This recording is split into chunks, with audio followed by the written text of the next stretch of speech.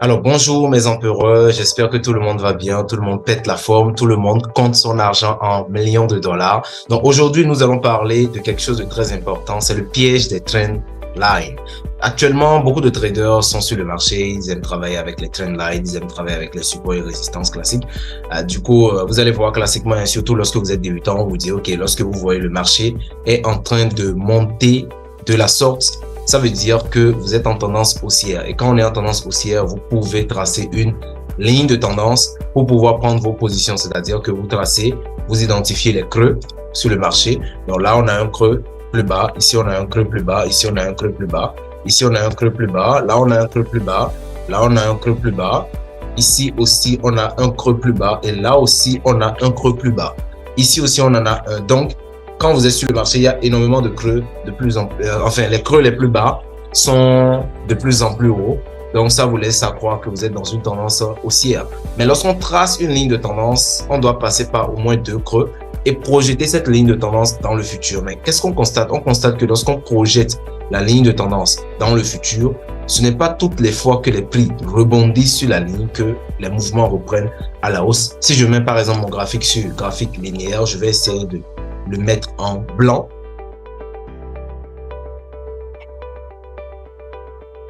Voilà. Donc, pour les couleurs, je mets mon graphique linéaire en blanc. Voilà. Donc, lorsque vous êtes sur le marché, vous voyez que quand vous êtes dans une tendance haussière et que vous tracez la ligne de tendance, ce n'est pas toutes les fois où les prix rebondissent sur la ligne de tendance que ça va à la hausse. Et donc, beaucoup de personnes se font souvent piéger quand les prix arrivent au niveau de la ligne de tendance et qu'ils essayent de prendre la position à la hausse. Ils se rendent très vite compte que, en fait, les prix dépassent leur niveau, ils dépassent la ligne de tendance avant de même continuer à la hausse ou de renverser le mouvement. Alors, qu'est-ce qu'il faut éviter comme piège avec les lignes de tendance? C'est ce que nous allons voir dans cette vidéo. Lorsque vous tracez une ligne de tendance, il faut à tout prix éviter d'utiliser la ligne de tendance uniquement comme point dans lequel vous allez entrer en position. C'est-à-dire, la ligne de tendance ne doit pas être le seul élément que vous allez utiliser pour pouvoir prendre la position. C'est comme quelqu'un qui trade avec des moyennes mobiles. On vous dit que lorsque la moyenne mobile est au-dessus des prix, ça constitue une résistance. Lorsque c'est en dessous des prix, ça constitue un support. Mais ce n'est pas toutes les fois où les prix touchent la ligne de résistance. Enfin, les prix touchent la moyenne mobile par le bas que ça va à la baisse. Et ce n'est pas toutes les fois où les prix touchent la moyenne mobile par le haut que ça va à la hausse. Du coup, quand vous vous basez uniquement sur ça pour pouvoir prendre des positions, très facilement vous pouvez vous faire piéger. Alors, les lignes de tendance, principalement, je conseille souvent à mes étudiants de l'utiliser comme, comment dire, un drapeau. Ok?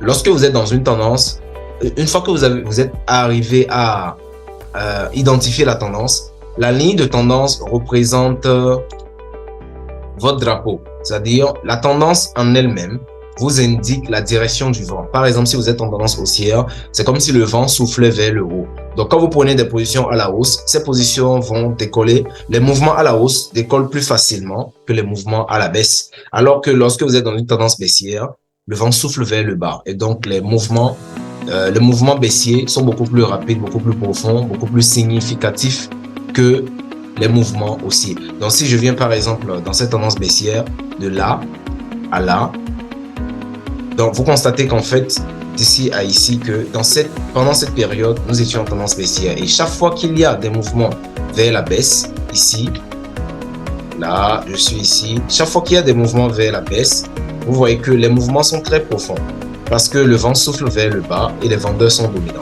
Donc, ce qui veut dire quoi? Dans une tendance baissière, je privilégie des positions à la baisse et dans une tendance haussière, je privilégie des positions à la hausse. Maintenant, quand je trace une ligne de tendance, vous voyez très bien que ça ne se passe pas exactement comme prévu. C'est-à-dire, quand je trace ma ligne de tendance, ce n'est pas chaque fois que les prix touchent la ligne de tendance qu'il y a rebondissement. Donc, la ligne de tendance, vous devez l'utiliser comme un drapeau qui vous indique juste la direction du vent.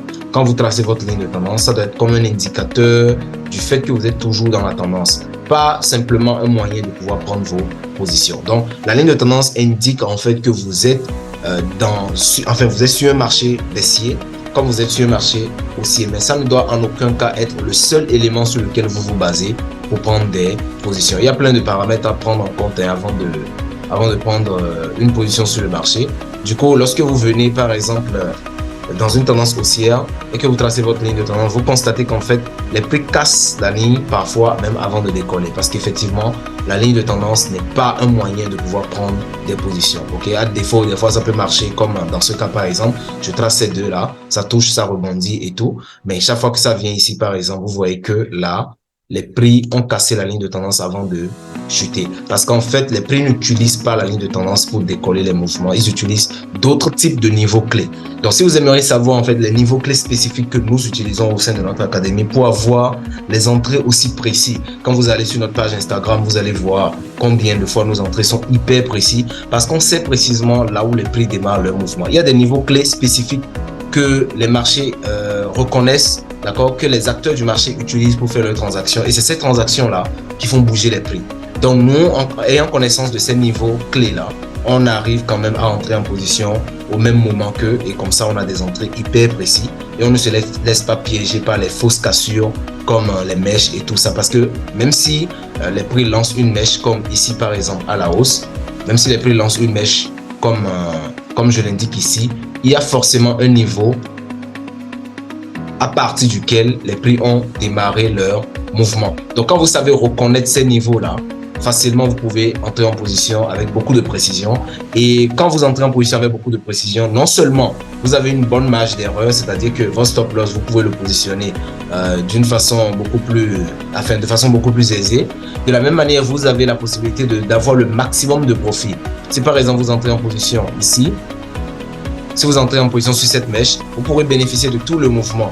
Plutôt, contrairement à quelqu'un qui va entrer en position après une pattern, après une soi-disant étoile du soir et tout, toutes ces choses-là, ça ne marche pas tout le temps, ok? Quand vous voyez les formations gratuites sur YouTube et tout, imaginez quelqu'un poste une vidéo YouTube, il y a un contenu dedans, il y a environ 10 000 personnes qui voient ça. Donc, si c'est vraiment quelque chose qui marche, donc les 10 000 personnes en question doivent devenir normalement rentables. Mais qu'est-ce qu'on constate? On constate que c'est pas le cas. Donc, les choses que vous retrouvez sur YouTube ne sont pas vraiment des informations clés avec lesquelles les gens travaillent pour pouvoir réussir.